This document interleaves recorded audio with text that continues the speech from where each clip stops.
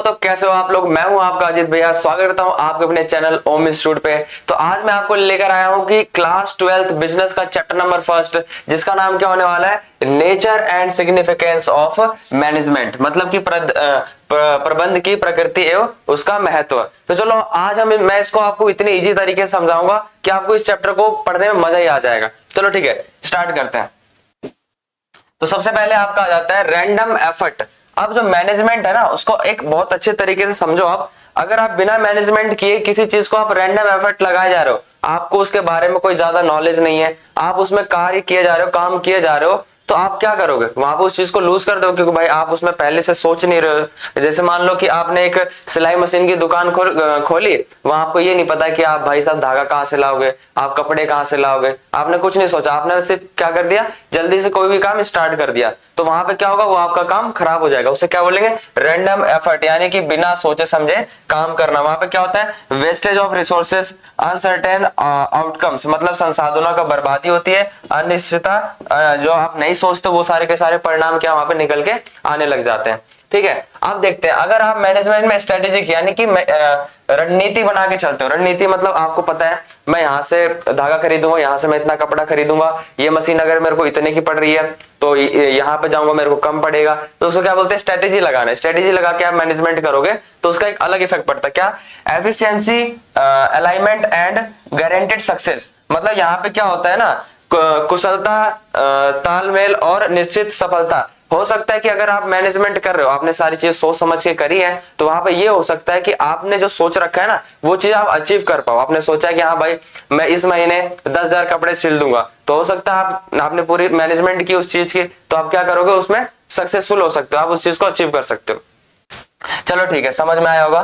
Next देखते हैं, the impulse trap, आवेग का जाल। अब समझते हैं इस तरीके से काम कैसे करता है। I want to open a clothing factory, I will buy machines today. मतलब मेरे को अगर कपड़े की दुकान खोलनी है, तो मैंने बिना सोचे समझे क्या किया, तुरंत के तुरंत मैंने मशीनरी खरीद ली। जाके वहां पे मशीन खरीद ली, मेरे को कुछ नहीं पता कि हाँ भाई क्या करना है, बट मेरे को करना है जल्दी में कुछ भी। तो वहां पे मैं गया और मैंने क्या खरीद ली, मेरे को कपड़े की दुकान खोलनी है, मैंने मशीनरी खरीद ली। तो मुझे कपड़े की फैक्ट्री खोलनी है और मैं आज ही मशीन खरीद लूंगा। तो इससे क्या होगा, आप देखते हैं, acting without a blueprint leads to failure. जब आप बिना सोचे समझे कोई काम करते हो ना, तो आपका फेलियर के जो चांसेस है वो बढ़ते चले जाते हैं। ठीक है, what about the fabric, the labour, the market demand. ठीक है, बिना योजना के काम करने से विफलता मिलती है, कच्चा माल, मजदूर, बाजार की मांग, इस सारे में क्या होती है, आपकी कमी आने लग जाती है। ठीक है, बिना सोचे समझे, सिंपल सी बात है यार, अगर तुम बिना सोचे समझे कोई भी काम कर दे तो हो सकता है भाई वो गड़बड़ हो जाए। सिंपल सी बात है कि नहीं। जैसा कि सब लोग अपने लाइफ में कुछ ना कुछ बिना सोचे समझे कर देते हैं और उनके लाइफ में क्या हो जाता है, गड़बड़ हो जाता है। तो हो सकता है गड़बड़ हो जाए। ठीक है, चलो आगे देखते हैं। The power of pre thinking, पूर्व विचार की शक्ति। आप पहले से ही सोच लो कि हाँ भाई मुझे इस तरीके से बिजनेस स्टार्ट करना है, मुझे इसमें ये इंप्लीमेंट लेके आना है, मुझे ये सारे के सारे चेंजेस करने हैं, तो आपका प्री थिंकिंग में आ जाएगा। मतलब आपने पहले से ही सोच रखा है उसको। ठीक है, आज अगर आपको मान के चलते हैं, आपको 10 चैप्टर आगे के खत्म करने 6 महीने के अंदर, तो आपने पहले सोच लिया, आपने स्ट्रेटेजी बना ली उसकी कि हाँ भाई मेरे को इस तरीके से इस चैप्टर को खत्म करना है। ठीक है, चलो अब देखते हैं। Management is the deciding what, when, how and who before taking action. मतलब किसी काम को कब करना है, किस व्यक्ति से करवाना है और कैसे करवाना है, ये प्रबंध कहलाता है। इसका जो मीनिंग बन जाएगा ना मैनेजमेंट का, आपका प्रबंध का, वो भी यही बनेगा कि हाँ भाई किसी काम को कैसे करना है, किससे करवाना है और कब करवाना है, ये सारी चीजें किस में आ जाती है, आपकी मैनेजमेंट में आ जाती है। क्या देखो यहाँ पे, एक्सेस मार्केट डिमांड, बाजार की मांग का आकलन होता है। ऑर्गेनाइज रॉ मटेरियल्स, कच्चे माल की व्यवस्था बनती है। हायर द राइट लेबर, सही कर्मचारियों की नियुक्ति भी कर पाते हो आप। ठीक है, मतलब अगर आप पहले से सोच के चलते हो ना, तो भाई साहब उसके बहुत सारे फायदे होते हैं कि हाँ भाई मेरे को ये जाके ये करना है, मेरे को ये करना है। ठीक है, बहुत सारी चीजें आपके वही पहले ही क्लियर हो जाते हैं। चलो नेक्स्ट देखते हैं, डिफाइंग द इंजन, इंजन को परिभाषित करना। अब देखो जो मैनेजमेंट है ना, अभी हमने थोड़ा सा हल्का सा पढ़ा था उसके बारे में, अब थोड़ा और डिटेल में पढ़ते हैं मैनेजमेंट होता क्या है, मतलब उसकी एक बढ़िया सी डेफिनेशन देखते हैं यहाँ पे। तो management is the process of creating and maintaining an environment in which individuals working together in groups efficiently accomplish selected AIIMS. मतलब कि प्रबंध एक ऐसा पर्यावरण तैयार करने की एवं उसे बनाए रखने की प्रक्रिया है जहां पे जिसमें लोग समूह में कार्य करते हैं वे चुनिंदा लक्ष्यों को कुशलता से प्राप्त करते हैं। मतलब कि मैनेजमेंट एक ऐसा चीज है ना जहां पे पहले तो आपका क्या बोलते हैं एक ऐसा इन्वायरमेंट तैयार किया जाता है जहां पे सभी लोग समूह बना करके अपना काम बहुत ही अच्छे से कर पाए। जैसे कि मैं आपको एग्जांपल देता हूं, अभी तो छोटे लेवल पे लेते हैं। जैसे आपने कोई वो खोला फूड चार्ट या फिर कुछ ऐसा खोला जिसमें फास्ट फूड की आपने दुकान खोली, ऐसा नहीं हो थोड़ा थोड़ा सा बड़ा हो बिजनेसमैन, जो बिजनेस होता है वो भी तो बड़ा होता है। तो थोड़ा सा बड़ा होटल है आपका, होटल में क्या होगा एक बंदा सारी चीजें नहीं कर पाएगा, है कि नहीं। आप क्या करो पहले तो इन्वायरमेंट बनाओगे कि हाँ भाई मेरा होटल है तो होटल जैसा लगना चाहिए। आपने इन्वायरमेंट तैयार किया, अब आप क्या करोगे वहां पे आप नियुक्त करोगे लोगों को कि हाँ भाई तेरा काम ये है, तेरा काम ये। आपने समूह ग्रुप बनाना स्टार्ट कर दिया। अब वो क्या कर पाएंगे, सारे ग्रुप को अपना काम पता है कि हाँ मुझे ये करना है, मुझे ये करना है, तो अपना काम क्या कर पाएंगे कुशलता से कर पाएंगे। भाई उनको कोई टेंशन नहीं है कि मुझे ये भी करना है मुझे भी नहीं, उनको काम पता है कि मुझे क्या करना है, मुझे ये भी करना है, मुझे ये करना है। तो अपना काम क्या करते हैं कुशलता से करते हैं और अच्छे तरीके से करते हैं। वही आपका क्या जाता है मैनेजमेंट। देखते हैं क्या करता है, एनवायरमेंट क्रिएशन पर्यावरण तैयार करना, ग्रुप एक्टिविटी समूह कार्य करना, ठीक है, एफिशिएंसी एंड गोल्स कुशलता और लक्ष्य को प्राप्त करना। ठीक है, सिंपल सी बात है। आगे देखते हैं the DNA of management deoxyribonucleic acid. क्या है मैनेजमेंट का प्रबंध की विशेषता क्या है। 95 लक्ष्य का क्या मार्ग है। अब इसको थोड़ा सा ना डीप में पढ़ते हैं। जो अगर मान लो 95% किसी बच्चे का टारगेट है तो उसको मैनेजमेंट में कैसे इंक्लूड किया जाता है वो अब देखते हैं। ठीक है, management is not just for CEOs, a student organizing their study table, creating a timetable and targeting a 95 board score is performing high level management। ठीक है, अगर कोई बच्चा सोचता है कि मुझे 95% आगे जाके बढ़िया सा स्कोर करना है तो वो क्या करेगा, पहले इन्वायरमेंट तैयार करेगा, पढ़ाई का टेबल बनाया उसने अपने लिए, अपना टाइम टेबल तैयार किया, मुझे इतने घंटे ये पढ़ना है, इतने घंटे ये पढ़ना है, और इस हिसाब से अगर मैं पढ़ूंगा तो मेरा क्या होगा 95% स्कोर अचीव हो जाएगा। सिंपल सी बात है कि नहीं। तो यहाँ पे लिखा हुआ है प्रबंध केवल कंपनी के लिए नहीं बना हुआ, 95% अंक लाने के लिए अपना टाइम टेबल और पढ़ाई व्यवस्थित करने वाला छात्र भी प्रबंध कर रहा है। मतलब कि वो भी क्या कर रहा है मैनेजमेंट ही कर रहा है। अगर उसे पता है कि मुझे ये गोल अचीव करना है, अगर उसने पहले से सोच के रखा, उसको प्रिपेयर किया, उसको मेंटेन किया अच्छे से, ठीक है, उस चीज को फॉलो किया, तो क्या कर पाएगा, वो भी क्या कर रहा है वहां पे मैनेजमेंट ही कर रहा है, तो उस चीज को क्या कर पाएगा अचीव कर पाएगा। ठीक है, आगे देखते हैं गोल ओरिएंटेड उद्देश्य पूर्ण प्रक्रिया। अब देखो purpose driven, no goals no management. आपके पास गोल नहीं है आप कोई भी मैनेजमेंट नहीं कर पाओगे। कैसे कर पाओगे, आपको पता ही नहीं आपको क्या करना है। फॉर एग्जांपल आप पढ़ाई कर रहे हो, आपको पता ही नहीं आपको पढ़ना क्या है, तो आप क्या करोगे, आप मैनेजमेंट ही नहीं करोगे, आपको पता ही नहीं पढ़ना क्या है। सिंपल सी बात है कि नहीं। Universal application from a student's study desk to the Reliance CEOs office. छात्र एक मेज से लेकर रिलायंस के सीओस कार्यालय तक। अब इसका मीनिंग आप समझो, जो मैनेजमेंट होता है ना, मैनेजमेंट केवल जो रिलायंस की बड़ी बड़ी कंपनियां हैं, जो जियो हो गई आपके क्या बोलते हैं अडानी सी कंपनी हो गई, उसी में मैनेजमेंट नहीं किया जाता है। वो कहाँ किया जाता है, एक घर में जो आपकी माँ है ना वो भी क्या कर रही होती है मैनेजमेंट ही कर रही होती। उन्हें पता है कि हाँ भाई मेरा बेटा 4 रोटी सुबह खाएगा, 4 दोपहर को खाएगा, शाम को खाएगा, इतने बर्तन धुल के रखना है मुझे, और ये काम करना है, ये कपड़े धुल दूंगी तो कल मेरा बच्चा पहन पाएगा, और मैं सुबह उठ के जल्दी से सारा भोजन बना दूंगी, मेरा बच्चा अच्छे से स्कूल जा पाएगा खा पी के। ठीक है, तो वो भी क्या कर रही है, आपकी मम्मी भी एक तरीके से मैनेजमेंट ही कर रही है। जो मैनेजमेंट होता है ना वो एक जगह अप्लाई नहीं होता है। मैनेजमेंट जो हर एक जगह पूरे इन्वायरमेंट में कहीं भी यूज किया जा सकता है। जो मैनेजमेंट होता है ना प्रबंध आपका, वो हर एक जगह यूज किया जा सकता है। ठीक है, आगे देखते हैं कंटिन्यूअस प्रोसेस। हाँ भाई, मैनेजमेंट एक ऐसी चीज है जो रुकती नहीं है, चलते ही रहती है। एक कंपनी को अगर आप ज्वाइन करते हो तो उसमें जो मैनेजमेंट का प्रोसेस है, ऐसा नहीं आपने एक हफ्ते किया, एक महीने किया तो रुक गए, नहीं, कंटिन्यूअस करोगे आप उसे, 12 के 12 महीने करोगे, पूरे 1 साल करोगे, नेक्स्ट ईयर भी करो, करते ही रहो, कंटिन्यूअस प्रोसेस। ठीक है, आपकी जो मम्मी है ऐसा तो नहीं आज उन्होंने खाना बनाया कल आपके लिए नहीं बनाया, नहीं बनाएगी यार, वो अगले दिन भी बनाएगी। जब तक है आपकी मम्मी तब तक सारी चीजें आपकी मम्मी मैनेज करेंगी चीजों को। ठीक है, तो वो क्या हो गया, नेवर एंडिंग साइकिल है, वो नेवर एंडिंग प्रोसेस है, ठीक है। Study daily not just once, केवल एक दिन नहीं, रोज पढ़ाई करना, मतलब स्टडी जो आप करते हो वो एक दिन नहीं का काम नहीं है, उसे आप करते रहने वाला, मतलब रेगुलर बेसिस पे काम है, ठीक है। कलेक्टिव एफर्ट, समूह मतलब ग्रुप एक्टिविटी। हाँ भाई, जो मैनेजमेंट है ना वो एक बंदे का काम नहीं है, वो बहुत सारे लोगों का यानी समूह का काम है। मतलब अगर आप बड़ा ऑर्गेनाइजेशन स्टार्ट कर रहे हो, उसके अंदर आप एक अकेला आदमी काम नहीं कर सकता, उसके अंदर क्या चाहिए, उसके अंदर भाई समूह चाहिए, आपको बंदे चाहिए, लाओगे आप उसके अंदर लगाओगे तो ही तो आप अपने जो काम है उसको एक्सपेंड कर पाओगे ऐसा बड़े लेवल पे, ठीक है। तो आपका किस में आ जाता है, ग्रुप एक्टिविटी में आ जाता है कि नहीं। क्या लिखा है यहाँ पे, teachers parents and praise to teach the goals, लक्ष्य के लिए शिक्षकों, माता पिता और साथियों का सहयोग लेना। मतलब ऐसा नहीं आप पढ़ाई करो तो आप अकेले सारी चीजें क्रैक करोगे, नहीं कर पाओगे, कोई आपके ऊपर मेंटोर होना चाहिए, कोई आपके ऊपर टीचर होना चाहिए, आपके ऊपर मम्मी भी होनी चाहिए कि हाँ भाई आपका ध्यान रखे, आपके खाने पीने का ध्यान रखे, ठीक है कि नहीं, ठीक है। तो वहां पे क्या हो जाता है, ये एक लोगों का काम नहीं, पूरे ग्रुप का काम है। चलो आगे देखते हैं। डायनेमिक, गतिशील बदलाव के अनुकूलन, गतिशील है, बदलाव के अनुकूलन का क्या मतलब भाई साहब, मतलब डायनेमिक का मतलब ये होता है, अनुकूलन का मतलब ये होता है कि मान लो अगर आप मैनेजमेंट कर रहे हो, आपको ये नहीं पता कब क्या चीज हमें चेंज करनी पड़ जाए। फॉर एग्जाम्पल, आप अगर आज पढ़ाई कर रहे हो, आपका सिलेबस अभी ये चल रहा है, हाँ भाई कि मेरा ये सिलेबस इस साल दिया हुआ है, हो सकता है भाई चेंज हो जाए, तो आप क्या करोगे, अरे यार ये तो चेंज हो गया, तो आपको मैनेजमेंट में भी क्या करना पड़ेगा, आपको चेंजमेंट लाना पड़ेगा।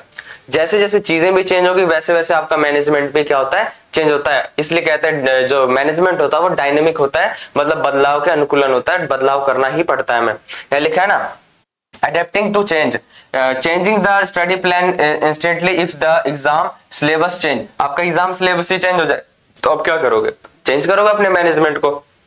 आप कहोगे नहीं यार इस तरीके से तो नहीं पढ़ना पड़ेगा, मेरे को थोड़ा और एफिशिएंसी लगानी पड़ेगी, तब जाके मैं क्या कर पाऊंगा, उस चीज को अचीव कर पाऊंगा, क्योंकि मेरा गोल क्या है, 95% है कि नहीं।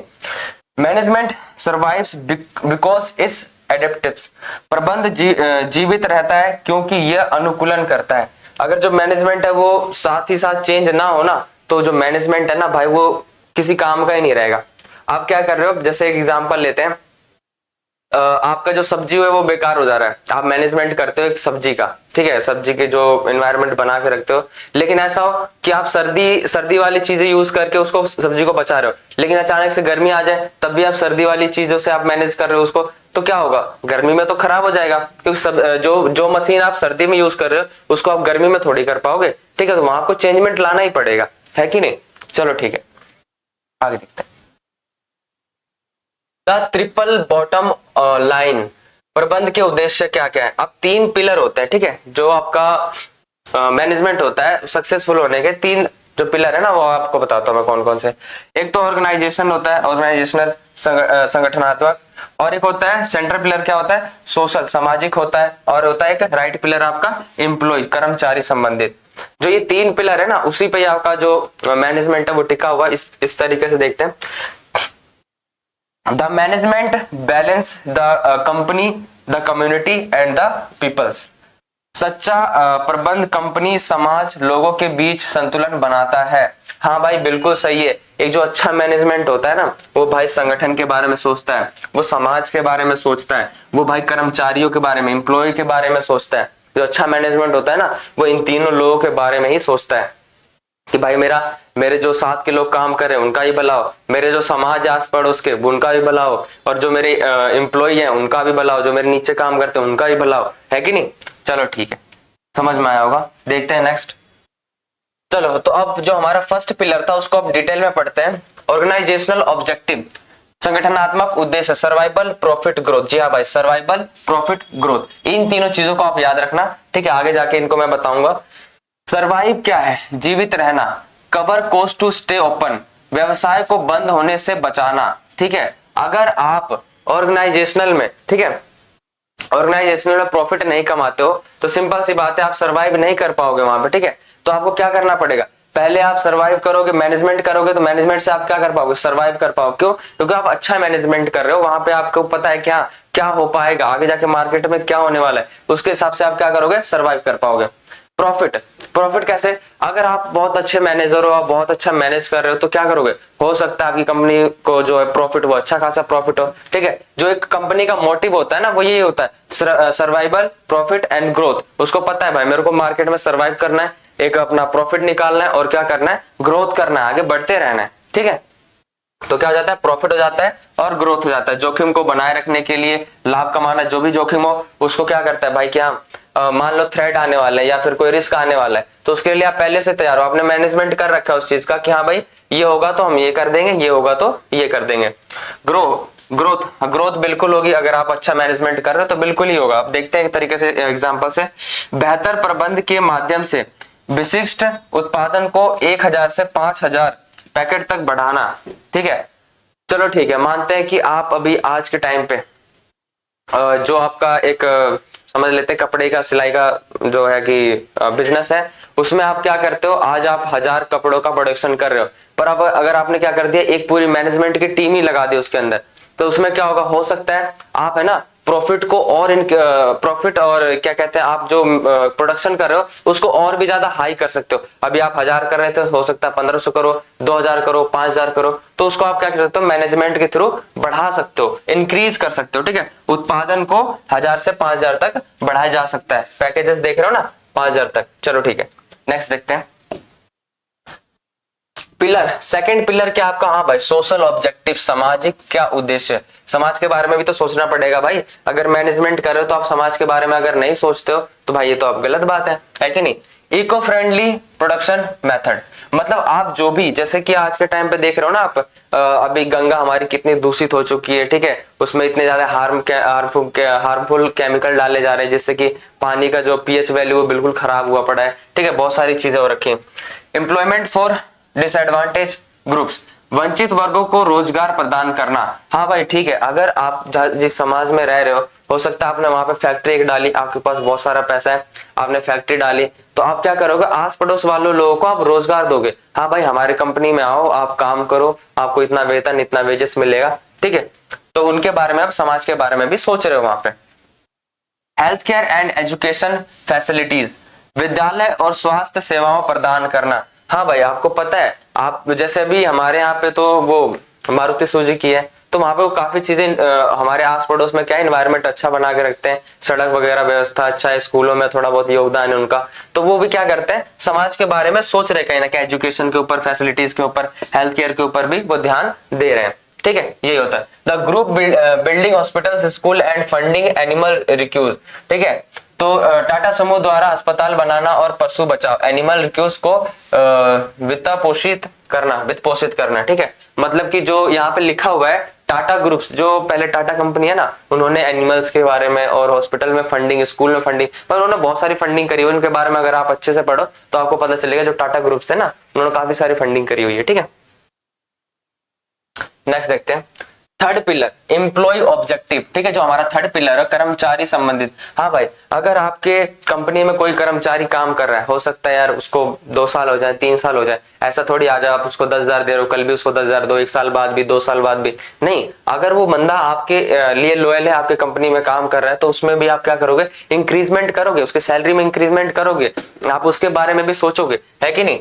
Fair wages, growth opportunities and pre recognisation, उचित वेतन, विकास के अवसर और सम्मान। आप उसको क्या करोगे, आप उसको रिस्पेक्ट दोगे। हाँ भाई तू मेरे यहाँ पे काम कर रहा है, बहुत दिनों से कर रहा है, बहुत अच्छा काम कर रहा है, तो आप उसको रिस्पेक्टफुली रखोगे। ठीक है, अच्छा वेजेस दोगे, अच्छा वेतन दोगे, और उसका हेल्थ का भी आप ख्याल रखोगे। The ultimate goals is the aligning personal objective with organizational goals. व्यक्तिगत उद्देश्यों को संगठनात्मक उद्देश्यों के साथ मिलाना। If employees grow, the company grow. बिल्कुल सही बात है, अगर एम्प्लॉय ग्रो करेगा तो आपकी कंपनी भी क्या है, ग्रो करेगी। सिंपल सी बात है, एक मैनेजमेंट का पूरा यही काम होता है। कंपनी को आगे लेके जाओगे तो सब लोग आगे बढ़ेंगे, क्योंकि भाई प्रॉफिट ज्यादा आएगा, सब में बटेगा, तो प्रॉफिट भी सबका ही अच्छा होगा। ठीक है, कंपनी और एम्प्लॉयमेंट, बिल्कुल ठीक है। कंपनी चलेगी तो क्या होगा, एम्प्लॉय भी चलेंगे आपके। ठीक है, कनेक्टेड होते हैं बिल्कुल। चलो ठीक है, आगे देखते हैं। The impact why it matters. अब देखते हैं प्रबंध का महत्व। सामूहिक, पहले तो हम समझते हैं सामूहिक लक्ष्यों की प्राप्ति। सामूहिक का क्या होता है, जैसे मान लो मैनेजमेंट कर रहे हो आप, तो मैनेजमेंट में क्या होता है, आप एक एक करके एक लोग एक काम को एफर्ट मत दो, आप सब लोग जो काम कर रहे हो ना वो एक ही काम में लगाओ। आपका काम क्या है? कपड़े बनाना, ठीक है, आपका काम क्या है? कपड़े बनाना। तो आप चारों लोग लगे हुए सिलाई कर रहे हो, तो आप एक ही लक्ष्य को, मतलब आपका टारगेट है फॉर एग्जाम्पल मुझे एक दिन में 10,000 या 10,000 या मान लो कि 1,000 मुझे क्या है कपड़े बनाने, ठीक है। तो एक बंदा तो नहीं बना पाएगा ना उस चीज को, आपको क्या करना है? पूरे ग्रुप के काम को मिला देना है। पूरे ग्रुप के काम को मिला दोगे तो आप एक एक काम को यहाँ पे अचीव कर पाओगे, है कि नहीं। सारे लोगों का जो एफर्ट है ना वो एक ही तरफ झोंक दो ताकि एक काम को आप अचीव कर पाओ। यहाँ पे लिखा है management unifies the individual effort ABCD into a focused force to achieve group goals. यहाँ पे लिखा हुआ है, ध्यान से समझना, जो ABCD के प्रयासों को एक दिशा में देकर सामूहिक लक्ष्यों को प्राप्त करने से सहायक होती है। बिल्कुल सही बात है। एक बंदा यार 1,000 कपड़े नहीं बना सकता ना एक दिन में, क्या होगा? बहुत सारे लोगों को लाओ, जो भी आपके कंपनी या जो भी ऑर्गेनाइजेशन में काम कर रहे हैं उन सबको बोलो कि भाई हमारा जो गोल है वो 1,000 कपड़े बनाने का है। मैं अकेले नहीं कर पाऊंगा, मुझे सब लोगों की जरूरत है और मैं क्या करना चाहता हूं, मैं ये गोल अचीव करना चाहता हूं, इसको मिलके करते हैं, ठीक है। एक ही तरफ फोकस कर देता है सारी चीजों को। चलो नेक्स्ट देखते हैं, इंक्रीजिंग एफिशिएंसी, क्षमता में वृद्धि। हाँ भाई, मैनेजमेंट जो एक चीज है ना वो बहुत अच्छी चीज है। क्या करता है? जो इंक्रीजिंग एफिशिएंसी, क्षमता बढ़ा देता है आपकी, मतलब और अच्छे से काम कर पाओगे आप। देखते हैं, इनपुट लिमिटेड रिसोर्सेस, कम संसाधन, doing more with less, maximizing physical and human resources to reduce costs. कम लागत में अधिक उत्पादन, भौतिक साधनों का अधिकतम उपयोग करना। अगर आप बहुत अच्छा मैनेजमेंट करते हो ना तो हो सकता है आप बहुत अच्छा उत्पादन करो, अच्छे दाम पे बेचो उसको, और जो लागत आपको बनाने में आ रही थी किसी चीज को, मैनेजमेंट के थ्रू आप हो सकता है उसको और भी कॉस्ट को कम कर पाओ। आज मान लो आपको एक कपड़ा बनाने में आ रहा है 500 का खर्चा, हो सकता है मैनेजमेंट अच्छा किया, उन्होंने मटेरियल का अच्छे से ध्यान रखा कि हाँ भाई नहीं, यहाँ इतना यूज मत करो, इसका वेस्ट मत करो, इसको अच्छे से यूटिलाइज करो। वहां पे क्या कॉस्ट आ जाएगा? 400 आ जाएगा। हो सकता है आप अपना कॉस्ट को कम कर पाओ, किससे? मैनेजमेंट से, ठीक है। देखो यहाँ पे लिखा हुआ है ना, जब अगर आपने कम इनपुट दिया तो हो सकता है मैनेजमेंट के थ्रू आपका जो मैक्सिमाइज हो सकता है, बिस्कुट्स आप 5,000 बना पाओ, अधिकतम बना पाओ, है कि नहीं। चलो देखते हैं आगे, डेवलपिंग सोसाइटी, समाज के विकास में सहायक। बिल्कुल सही बात है। जो एक बिजनेस होता है ना, अगर वो समाज के बारे में सोचता हो तो क्या होता है? समाज का भी भला होता है, जो भी आसपास के उनके सोसाइटी है, ठीक है, उनका भी क्या होता है? भला होता है, ठीक है। क्रिएट्स एम्प्लॉयमेंट, रोजगार के अवसर। हाँ भाई, अगर आपका बिजनेस खोल रहे, जैसे अगर आप हरियाणा में रहते हो या फिर मानेसर या गुड़गांव के आसपास, तो वहाँ बहुत सारी कंपनियां खुली हुई, उससे क्या होता है वहाँ आसपास के जितने भी लोग हैं सब लोग जाके अपना भाई वहाँ पे एम्प्लॉयमेंट बढ़ा हुआ है। हालांकि कमी अभी भी इंडिया में जो आबादी बहुत ज्यादा है तो उसके हिसाब से फिर भी है, ठीक है। तो वहां पे क्या करते हैं? रोजगार बढ़ता है। डिलीवर्स क्वालिटी गुड्स, अच्छा मैनेजमेंट, एक अच्छा बिजनेस क्या करेगा? लोग अच्छे जो गुड्स है वो प्रोवाइड करेगा, अच्छा सामान प्रोवाइड करेगा। मान लो कि अच्छी क्वालिटी का आपको कपड़ा प्रोवाइड करेगा, अच्छी क्वालिटी का आपको शूज प्रोवाइड करेगा, अच्छी क्वालिटी का एंटी ग्लेयर डिस्प्ले वाले आपके आजकल फोन आ गए, ठीक है, वो प्रोवाइड करेगा। जो बिजनेस होता है ना वो समाज के बारे में अगर सोचता हो तो अच्छी अच्छी चीजें भी आपको प्रोवाइड करेगा। अडॉप्ट व्हेन न्यू टेक्नोलॉजी, हाँ भाई, नई तकनीक का अपनाना। अगर जो मैनेजमेंट होता है ना, एक नई नई टेक्नोलॉजी भी लेके आता है। जैसे आज के टाइम पे पहले क्या होता था, पहले आप वो हैंड पंप देखा किसी ने, वो जो हैंड पंप चलाते थे, फिर मोटर का इन्वेंट कर दिया। तो नई नई टेक्नोलॉजी भी आते रहती है, ठीक है, समाज का विकास वहां पे होता रहता है। A well managed business act as the economy engine for a community. एक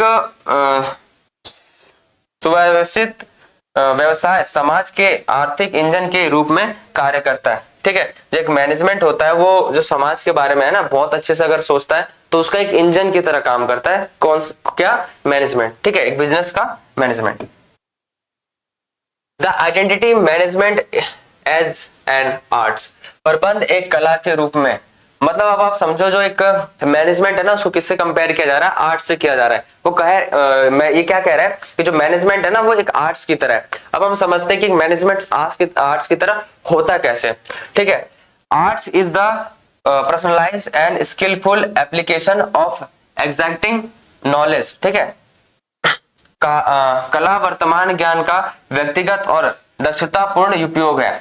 आप समझो जो मैनेजमेंट होता है ना उसमें ऐसा तो नहीं है यार कि हाँ आप गए आपने सीधे सारी चीजें कर दी, नहीं, आपके अंदर थोड़ी बहुत क्रिएटिविटी होनी ही चाहिए। आपके अंदर ये होना चाहिए कि हाँ यार ये मैं काम कर रहा हूँ ना, इसको मैं और अच्छे तरीके से करूँ, या क्या मैं ऐसा नए नई स्किल लगाऊं, या क्या ऐसा मैं नई तरकीब इसके अंदर लगाऊं कि ये काम और भी बेहतर हो सकता है। ठीक है, आप क्रिएटिव फुल हो, आप एक अच्छा इनोवेशन लेके आ सकते हो, तो ही वो क्या कहलाता है, आर्ट्स। यानी कि आर्ट्स से इसे इसको इसलिए कंपेयर किया गया, क्यों? क्योंकि आर्ट्स में क्या होता है, आप कला करते हो, आपके अंदर क्रिएटिविटी, आप नई नई चीजों को एक्सप्लोर कर देते हो, कोई अच्छा चीज इन्वेंट करके देते हो, तो क्या होता है, आर्ट्स से इसको इसीलिए रिलेट किया गया। ठीक है, क्योंकि मैनेजमेंट और जो आर्ट्स है उसका लगभग लगभग क्रिएटिविटी हो जाता है, इनोवेशन हो गया, इन सारी चीजों में इंप्लीमेंट दोनों का ही है।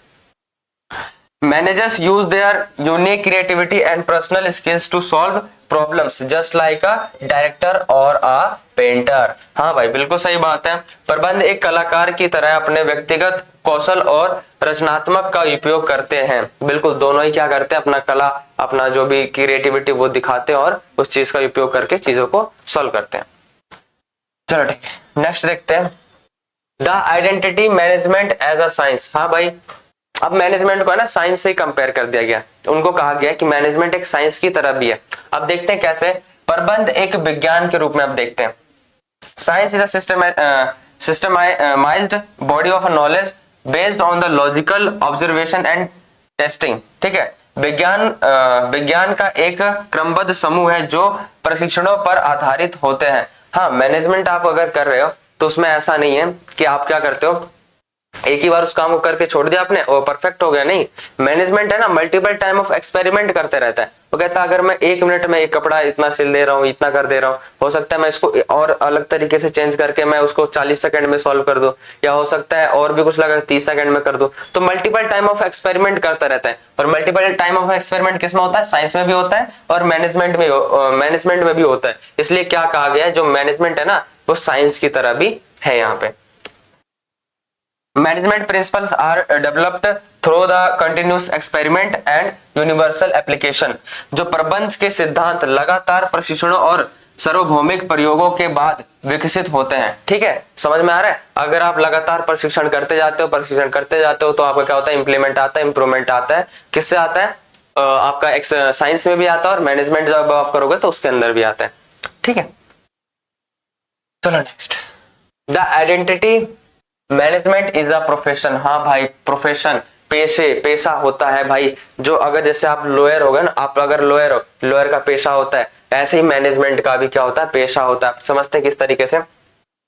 देखो अब इसको ना मैं आपको बहुत सारी 3 चीजों से इसको बहुत अच्छे समझाता हूँ। फीचर्स क्या है पहले देखते हैं। वेल डिफाइंड नॉलेज, विशिष्ट ज्ञान। अगर आपको डॉक्टर बनना है तो उसके लिए भी आपको क्या चाहिए, ज्ञान चाहिए, विशिष्ट ज्ञान आपको चाहिए ही चाहिए। ठीक है, जो मैनेजर होता है उसको भी क्या चाहिए होता है, इसका भी कोर्सेज कराए जाते हैं, मैनेजमेंट के कोर्सेज होते हैं। अगर आप पढ़ना चाहो तो पढ़ सकते हो। ठीक है, मैनेजर्स, हाँ भाई, इनके पास भी क्या होता है, विशिष्ट ज्ञान होता है, और डॉक्टर के पास भी विशिष्ट ज्ञान होता है। डिसिप्लिन एंड कोड, पूर्ण अनुशासन।